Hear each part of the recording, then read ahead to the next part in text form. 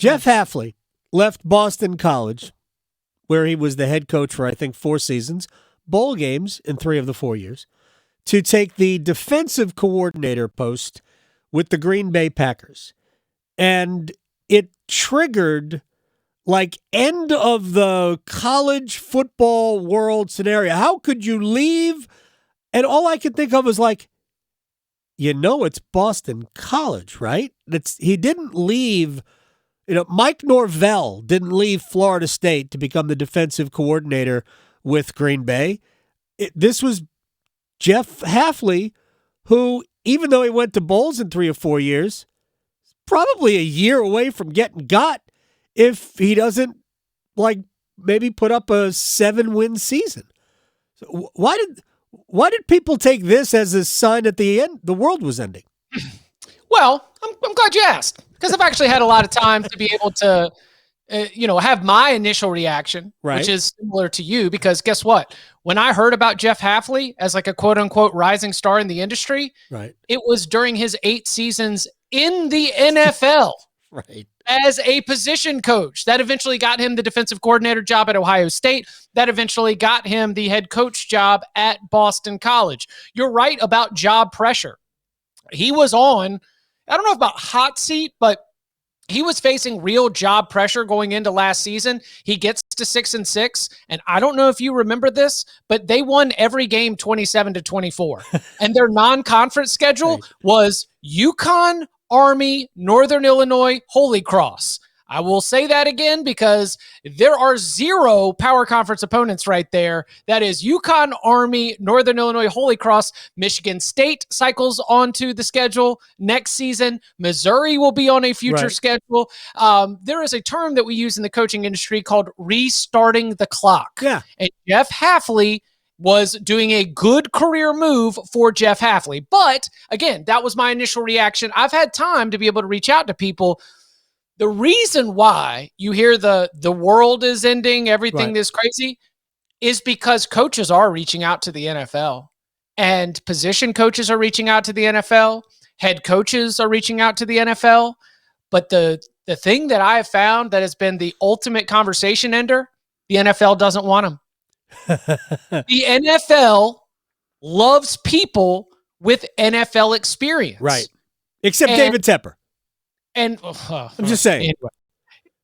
Anyway, what I've heard is there are a lot of college coaches, especially at the assistant level, who have been trying to escape the sport because of what the sport has become for an assistant coach, where you are not making the $8-9 million a year that the head coach is making, but the NFL doesn't want them. And so you hear people talk with all the emotion and passion, and they are using Jeff Hafley. I mean, it's very similar to politics, right? Like, I've got this big thing. I find something that pops up in the news, and I point to it, and I say, this is what I'm talking about. And oftentimes, you are missing the mark in your desperation to prove your point. Jeff Hafley is missing the mark in the desperation to prove your point. But what has been interesting is that in the coaching profession, there are a lot of coaches which have expressed that they are willing to take a pay cut. Mm-hmm. They are willing to take a demotion to get out of the work-life balance for the current college football coaches.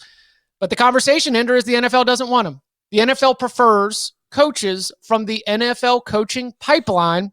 And a lot of college coaches, let's be a little bit cold about this. Mm-hmm. You're probably a better recruiter than you are a coach. Yes. And recruiting is the lifeblood of college football. So, you hear these big voices in the sport that are echoing what the coaching community is grumbling about. But the fact of the matter is Jeff Hafley got this job because of his NFL background. Right. And that's typical in, it's not unusual that coaches come back to college after being in the NFL for the right job, for a higher profile job, and then use that to get back to the league. I mean, if Hafley was doing better, by the way, you 2 things about the schedule you laid out from Boston College this past season. 1, sounded remarkably like Michigan's. And honestly, I'm on a rant, a continuing rant about, because now we're in bracket time. we're sitting here talking about. Hey, UNLV competed for a Mountain West championship. They didn't make the game because Right. of beep beep boop boop pop pop because they had to decide the Mountain West title game participants by a computer. Right. I'm not kidding. Go and look it up. No, yeah. But UNLV was right there in the mix. I mean, that's like playing, a Tulane or something like that. Yes, it was not. They were not tackling dummies, Correct. right? They were, but they kind of were. Dummies. Yeah, and East Carolina, although was competitive for about a quarter and a minute in Ann Arbor. But so because of that schedule and BC, kind of created this illusion of being good. Yeah, they all knew that the cards were ultimately the house of cards was going to fall down. But I'm curious about this because I heard you guys. I was listening to the Cover 3 podcast yesterday, and you and Bud Elliott were really getting into it. Who could take that job? Did I hear correctly that Chip Kelly's reached out or Bill O'Brien? I mean, that's a big. Kelly's the head coach at UCLA. Okay, so why would he want that? There's two. Chip Kelly is a target for the Seattle Seahawks offensive coordinator job, and it's possible that he might not get that. Go back to coaches want out, and the NFL's like, we're good. And he was an NFL head coach at two different stops. He wasn't really good. The Chip Kelly, but he was good. I don't know. Anyway, Chip Kelly is. Set that to the side for a second. Bill O'Brien is one of reportedly 5 candidates who interviewed yesterday. Bill O'Brien would love to be the head coach at Boston College. He is currently the recently hired offensive coordinator at Ohio State. Ryan Day had his signing day press conference today. He said that he could not shed any more light on Bill O'Brien's candidacy at Boston College, but if he stays with the Buckeyes, he will be the offensive coordinator and primary play caller, with the big headline being that Ryan Day is willing to give up play calling duties. Right. I think Bill O'Brien would be a good hire for Boston College, and I think that given the scenario in the cycle, that's not a bad spot to land for a program that is short on investment, short on resources, not playing the same game that Florida State, Clemson, and Miami are, but does have a long, proud tradition and history. And so if you're Bill O'Brien, you're not ladder climbing, right? If you're Bill O'Brien taking that job, then you are at least knowing that you're getting a coach with a track record of knowing what he's doing, as opposed to trying to get an up-and-comer that's never had a power conference job and might not understand the shortcomings. Bill O'Brien, who is at Alabama, who has been back and forth between the NFL and college, who is at Penn State, he is supremely aware of the difference between Boston College and the very top of the sport. And so if he wants that job and he's willing to take that job, I think Bill O'Brien would be a good landing spot for would be a good landing spot for the Boston College program, given late in the cycle, losing Jeff Hafley, everything else. So here's the thing about O'Brien is that he probably is immune to this being a career ender, right? Because the chances of it going well enough at Boston College to stay there for any length of time to rehabilitate your career, to become attractive as an NFL head coach. If you're a head coach in BC and you can manage to win like 8 legitimate games, not 8 games where you beat 3 or 4 of the worst teams in the ACC, of which there may be several next year, contenders for that, with as big as the league is going to be, and then squeak away 4 non-conference wins against the likes of that they played last year. You can always get out of games against Michigan State, who actually isn't that good anyway. You might want to keep that one on your schedule, and maybe he can rehabilitate if he wants to go back and be an NFL head coach, or maybe he just wants to be a head coach for another 5-6 years and then retire. Like I thought, when Duke was, go ahead. Well, I was going to say, Bill O'Brien was born in Dorchester. He grew up in Andover. He went to Brown. He's obviously his long history with the Patriots. Yeah. I think it's a culture fit, as they say. Okay. Look, you talk about tradition. There have been, Tom Coughlin was the coach at Boston College. There have been Jack Bicknell, not the younger Jack McNeil, the older Jack Bicknell, who I think might have been the coach when Doug Flutie through that miracle pass to beat Miami. They have had really good programs in the past. Who was the Jankowski, right? Oh, yeah. When Steve Logan was there and Matt Ryan, Matty Ice were there. Look, they've had really good programs in the past. It's just been a while.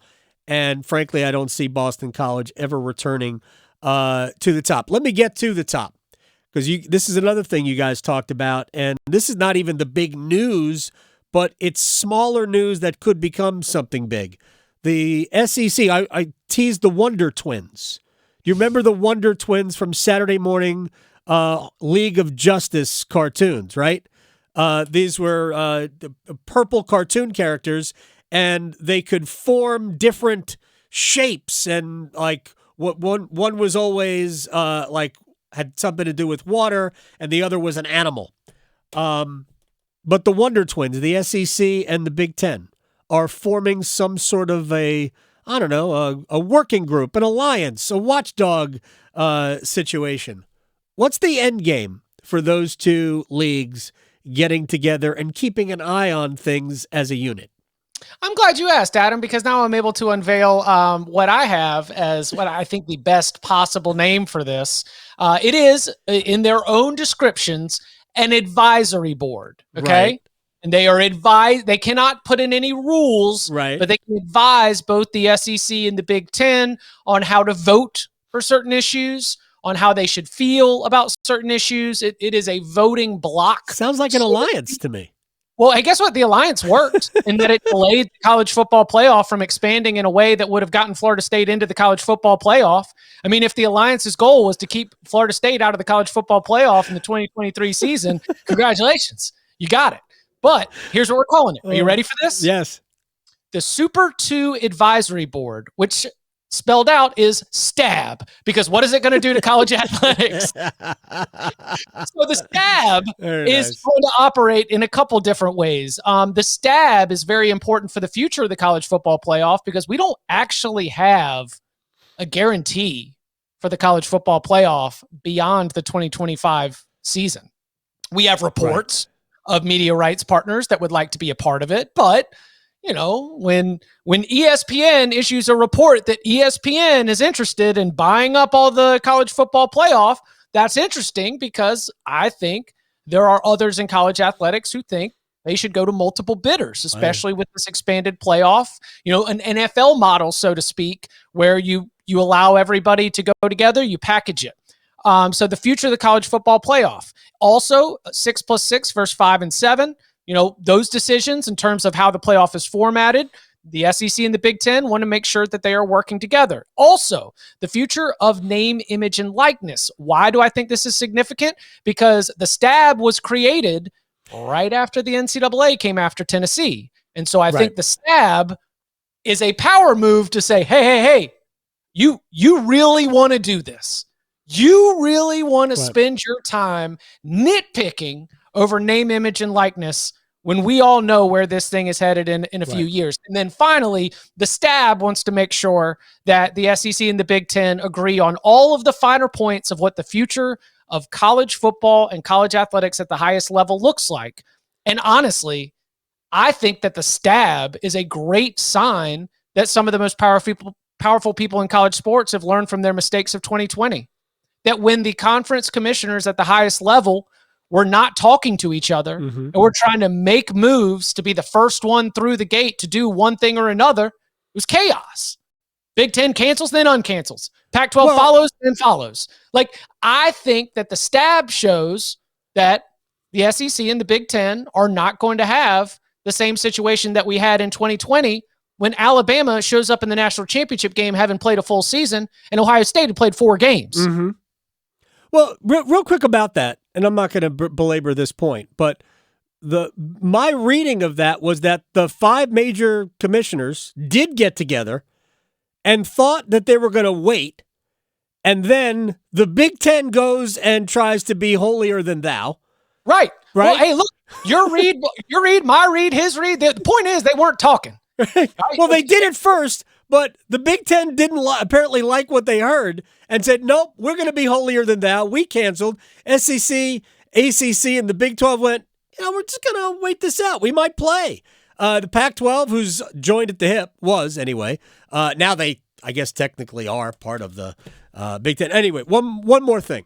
And I also think the Stab is not super impressed with Charlie Baker's big proposal, because there was another line in the Stab's official release that was like, we have gotten together because of pending litigation, previous lawsuits, and proposed and governance proposals. Yes. And I only know of one widely available governance proposal that they would be not so thrilled with.